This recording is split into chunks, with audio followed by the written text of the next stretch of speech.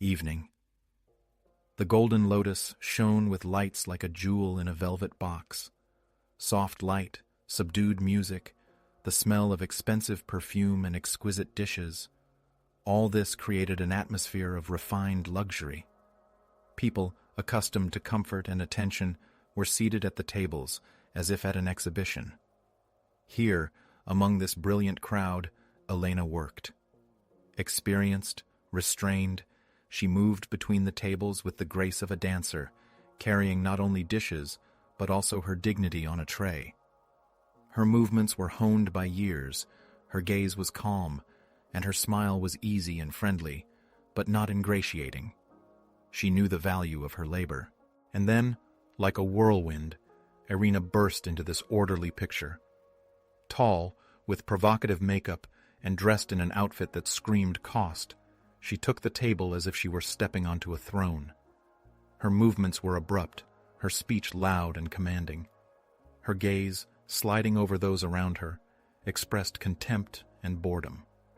She looked at Helena as if she were a piece of furniture, not recognizing her as a human being. The contrast between the two women was stark.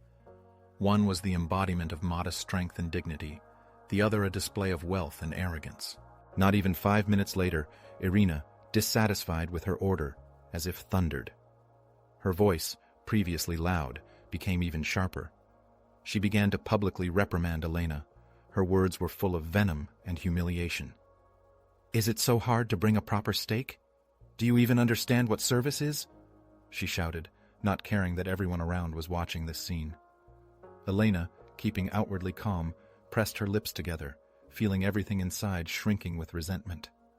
She didn't allow herself a word in response, only silently accepted this stream of insults.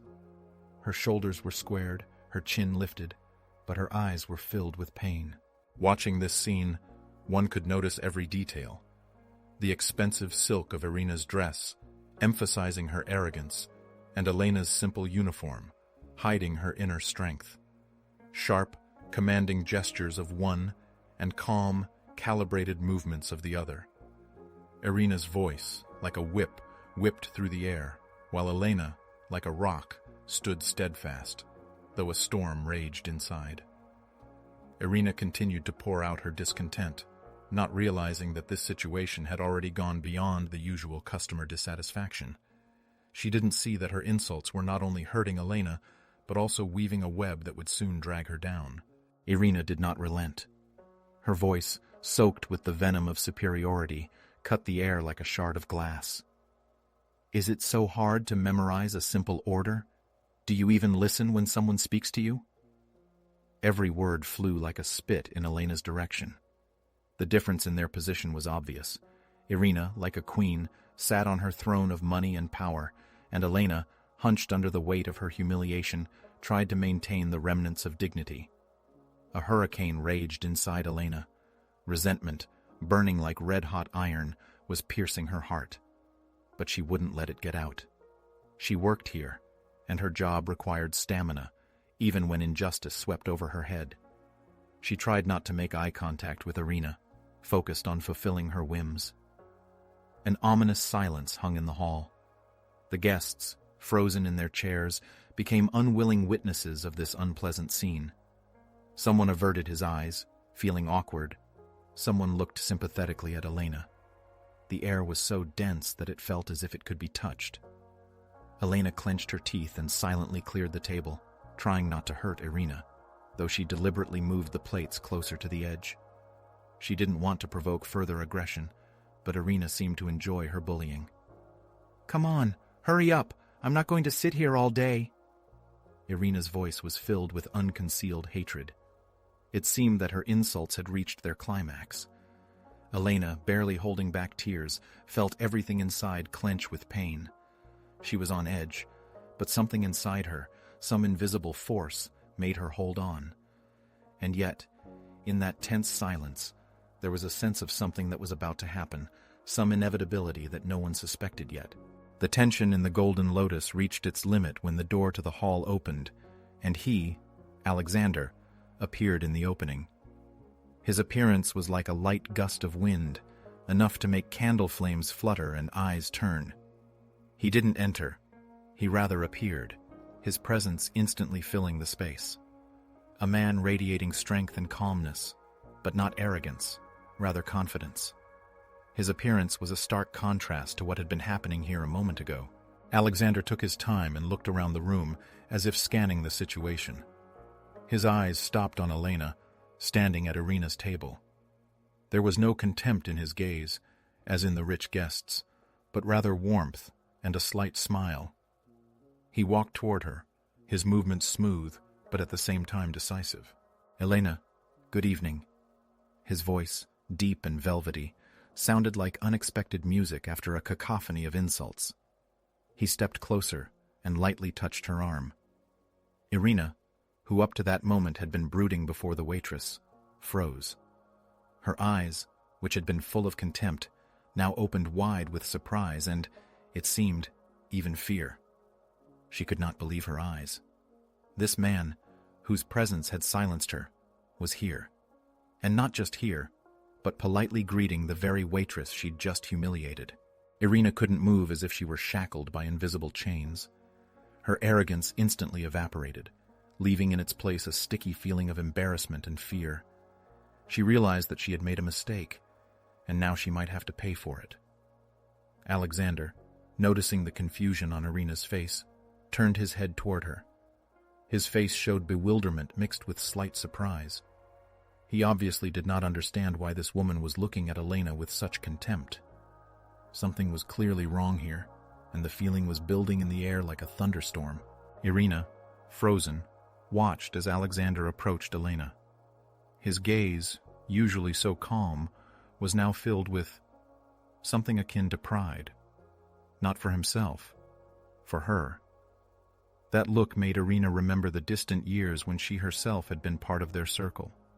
Scraps of conversations, laughter, arguments. Times when Alexander was not just a famous restaurateur, but a mentor, a friend, perhaps even someone greater to her, Elena. Their relationship seemed to defy simple definition, but there was always a depth to it, a mutual respect that Irina, in her pursuit of status, had long since lost. Alexander, as if not noticing Irina's confusion, continued talking to Elena. His tone was warm, and his words were encouraging. He was interested in her well-being, her work, her opinion about the new menu. This contrasted with the demeaning attitude Irina had allowed herself a few minutes earlier. In this contrast was the whole truth. Irina, in her arrogance, did not see a person, only a function. Alexander, on the other hand, saw in Elena not just a waitress, but a person, a professional, worthy of respect. Suddenly Irina realized that she was wrong, deeply mistaken. She, in her arrogance, had not bothered to find out who Elena was or what connections she had. Now that she saw the way Alexander looked at Elena, the way he valued her, her confidence faded away, leaving only a clammy fear. She realized that her words would not go unpunished.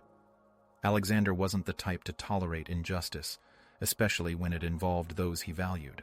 From the expression on Alexander's face, Irina realized he was not just a manager, he was the soul of this place, and he would not tolerate his employees being wronged. His respect for Elena was obvious, and it made Irina feel even more pathetic and insignificant. At that moment she realized that her arrogance had prevented her from seeing behind the ordinary waitress a strong, dignified woman, and that now she would have to pay for her blindness. Panic crept up on her like a shadow, encompassing her whole being. The consequences of her action loomed on the horizon, and their approach seemed inevitable. The silence in the hall thickened, as if before a thunderstorm. Alexander, without raising his voice, but with such inner strength that each of his syllables crashed into the air, addressed Irina. His eyes, calm and hard, looked directly at her without averting their gaze. "You seem to have forgotten where you are," he said, "and more importantly, who you are talking to. Elena, like anyone else, deserves respect. Her work is labor, and no one has the right to degrade her dignity." Irina, just now full of contempt and arrogance, suddenly faltered. Her face, still recently distorted by a grimace of arrogance, turned pale. In the eyes, hitherto full of superiority, flashed fear. She realized that her position in society, her money and connections were no shield against basic humanity. She suddenly saw herself from the outside, rude, ill-mannered, pathetic in her arrogance. The tension in the air had reached its peak. Even time seemed to stand still, waiting to see how this scene would end. Alexander, without taking his eyes off Irina, continued. We are all equal in the face of humanity. No matter who does what job, everyone deserves respect and good treatment. And in my restaurant, his voice became even firmer. Such behavior is unacceptable. He emphasized the word my, and it had the effect of a bomb going off. Irina finally realized the depth of her failure. She had insulted not just a waitress, she had insulted a person who was valued and respected by the owner of this establishment. There was silence in the hall, broken only by Irina's ragged breathing. The visitors, who had been watching with bated breath, now looked at Elena with respect, and at Irina with condemnation. Each of them felt the strength of spirit of this young woman, her calmness and dignity in the face of rudeness. Justice had prevailed. Irina, humiliated and broken, stood there, not knowing where to put herself, and Elena, on the contrary, felt inner strength and protection, as if she had grown in the eyes of others. This story, however, cannot be considered complete, because there is one more aspect that requires reflection.